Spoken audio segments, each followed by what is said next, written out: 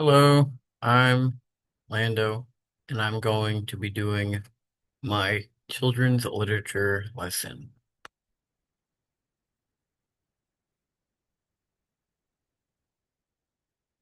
So I chose to use the book Ish for my lesson.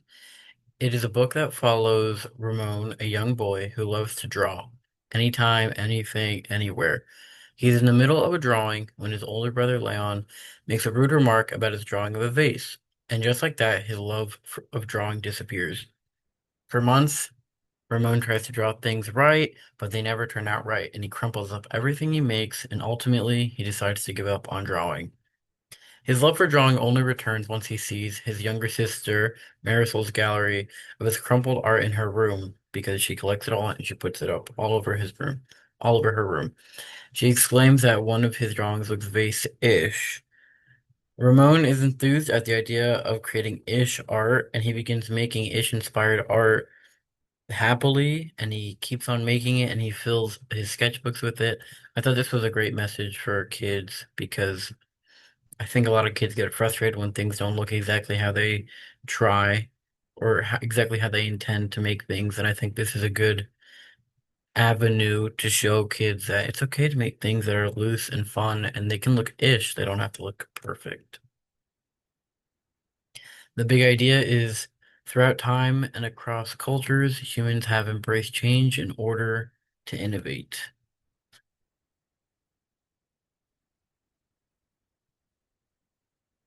The lesson is that students will use pipe cleaners to make ish-inspired objects or places or emotions or people. They will be asked to depict objects that are important to them and will be encouraged to not prioritize accurate representation of said objects.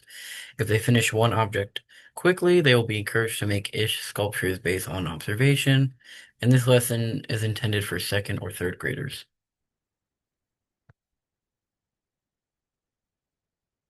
Hello, everyone. Today's lesson is called Sculpture-ish, and we are going to focus on how we can depict the world around us in a creative way. To start us off, we are going to be reading some of the book Ish. That's where the name of this lesson comes from. Does anyone know what ish means? Can someone tell me what ish might mean? Ish means kind of. The literal definition of ish is to a certain extent. So something that is kind of like something, but not exactly. And here we see a young character, and he's painting the word ish. So we're going to start reading. Ramon loved to draw.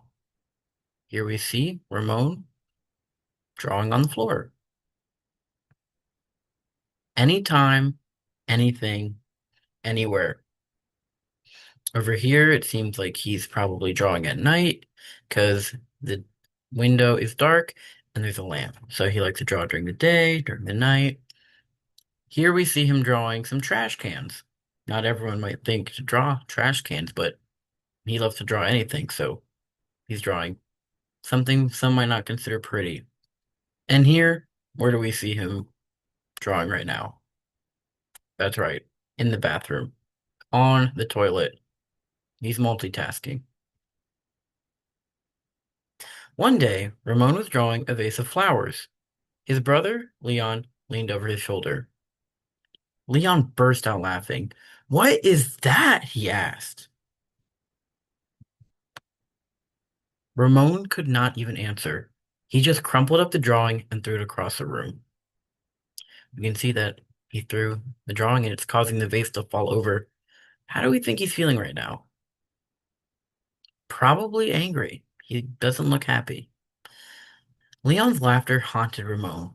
He kept trying to make his drawings look right, but they never did. Here we can see all of his crumpled up drawings. After many months and many crumpled sheets of paper, Ramon put his pencil down. "I'm done." Again, what do we see here? A lot of crumpled up drawings. So, sounds like he's not happy with what he's making, right? Marisol, his sister, was watching him. What do you want? He snapped. I was watching you draw, she said. Ramon sneered. I'm not drawing. Go away. Marisol ran away, but not before picking up a crumpled sheet of paper. Hey, come back here with that. Ramon raced after Marisol, up the hall and into her room. Here we can see that she has the paper. He was about to yell, but fell silent when he saw his sister's walls, the crumpled paper gallery. As we can see, her room is covered in his drawings. What kind of drawings do we see? I'm seeing a lot of vases, kind of like what he was drawing earlier. Here, vase. This is one of my favorites, Marisol said, pointing. That was supposed to be a vase of flowers, Ramon said, but it doesn't look like one.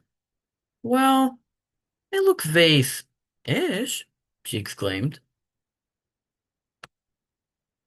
Vase-ish. Ramon looked closer. Then he studied all the drawings on Marisol's walls and began to see them in a whole new way. They do look ish, he said. What do you think it means when they say it looks ish? I think it means that you can tell what they were trying to make, but it doesn't look exactly like it. And that's okay. Ramon once again drew and drew the world around him. Making an ish drawing felt wonderful. He filled his journals. Here we can see tree-ish. Might be the one he's working on here. This is what the tree actually looks like, but this is how he is choosing to represent it. It's tree-ish. House-ish. Might not look exactly like a real house, but you can still tell it's a house. Boat-ish. I would say that's even wave-ish or ocean-ish that the boat is on. Afternoon-ish. Fish-ish. That's fun to say. And sun-ish. We can see here that he's not just focusing on objects too. He's also focusing on ideas and maybe even times, like afternoon-ish. Now, after we read that, I want you to think ish. What does ish mean? And what do you see here? Three, three things. I would say that these look bird-ish. They don't look exactly like birds, but they look kind of like birds, bird-ish. They don't have eyes and they don't necessarily have feathers, but it looks like they were based off of birds. What about here? What do you see here? I see a lot of birds flying together. It's kind of flock-ish. You're seeing a lot of things that look pretty much like birds, but not exactly. See, here's a picture of a real bird, and then this representation of a bird by an artist. So we can see how it resembles a bird, but it's not exactly a bird, and that's okay because it's still getting the point across. Those were the artworks of the contemporary artist Celia Smith. Contemporary means that they are alive and they are making art right now. So she is a person right now who is making art right now. She's a British artist and she makes art inspired by her love of birds. You could say that birds are important to her. She uses scrap wire for her art, and she uses it from wherever she can find it, from scrap yards, from outside, on a farm. And she refers to some of her art as drawings. And she even said, as other artists use pencil, I use wire as a drawing material. Who here knows Pablo Picasso? I'm sure a lot of people have heard of him. He is the co-founder of Cubism, and Cubism is a way of making art that focuses a lot on shapes and colors and doesn't focus on being realistic. And he is known for his unique use of shapes and colors.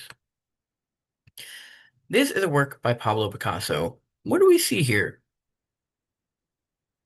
I see what looks like a crab, and these might be eels or maybe snakes. This looks like a fish, and I think they're on some plates. But they don't look exactly like sea creatures, right? Crabs don't look like this in real life, but it looks crab-ish. What do we see here? On this one, on the left, I think I see bread. I think I see an orange, maybe a cup of coffee, a pitcher. We can tell that these things are what they are, but they are not made to look exactly like what they are. Because in real life, a loaf of bread doesn't look exactly like this, but it looks bread-ish. It looks orange-ish, pitcher-ish. What do we see on this side? This one might be a little harder to tell what it is. It might help if I tell you that this is called Still Life of Musical Instruments. So here we might see a horn of some kind. Maybe these might be representing a guitar in some way, or maybe this is representing guitar. So he is using creativity to express objects that we are familiar with, and it makes them a lot more interesting because a piece of bread might not be that interesting to look at, but bread-ish is a lot more interesting to look at. Pablo Picasso is known for his style like this, that is very creative, very colorful, very using many different kind of shapes. This is also a piece of Picasso's art from early in his career. What do you think is more memorable? What do we know Picasso for doing? We know him more for his stuff over here. A lot of people don't know about this piece. They probably will look at it and not know that Picasso made it because he is known for creating his ish paintings. This looks like him. These are both self-portraits, but it's Picasso-ish. Not exactly what he looks like, and this is what we remember him as. So, now getting into our activity. We are making pipe cleaner sculptures. What you will need are pipe cleaners, scissors, and optionally, beads or googly eyes and glue. The sculptures I'll be making will not have googly eyes, but you could do that if you wanted to. Here are some I made. I made a vase inspired by the book, and I also made glasses because I really like wearing sunglasses and they're important to me. So, the big idea. We can change the way we represent the world around us to create fun, unique works of art. Key concepts are art doesn't have to be realistic. There are many ways of representing something, and art should be fun to make. If you're trying to make something realistic and it's not fun to do that and it's frustrating you, you don't have to, and you can make something loose and fun and ish.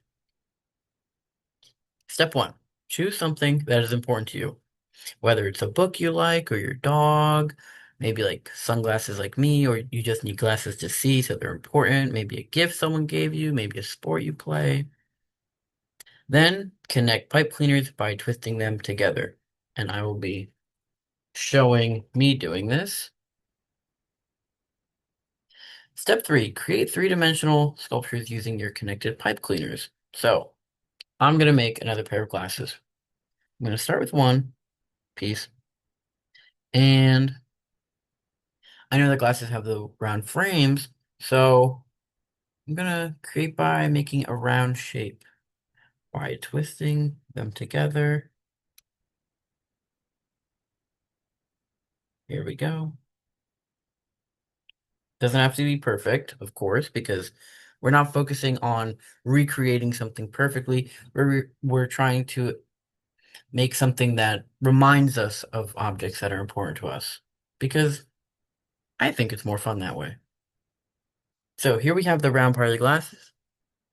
Next, I'm taking this piece, and glasses have the arms so that they can go on your head. So I'm gonna put them through here, put it through here to make the arms.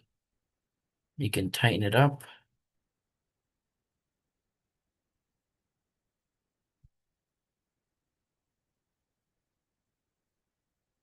There. We have some very silly, fun, small glasses. Once you've made one sculpture, you can make a bunch. You can make something that you see in the room with you, or you can make other things that are important to you. And consider making a whole scene or a whole gallery of ish sculptures. Keep being creative. Thank you for joining me in my lesson and make all the ish art that you'd like. Thank you.